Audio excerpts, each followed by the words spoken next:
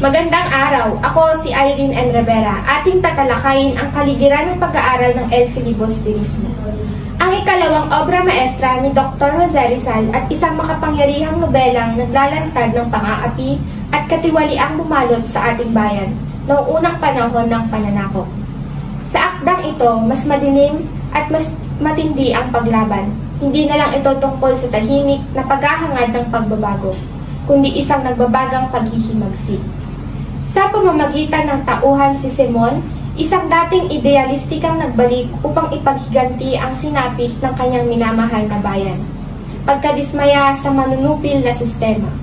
Magsilbing inspirasyon nawa ang nobelang ito sa ating patuloy na paglalakbay tungo sa katarungan, pagkakapantay-pantay at tunay na kalayaan.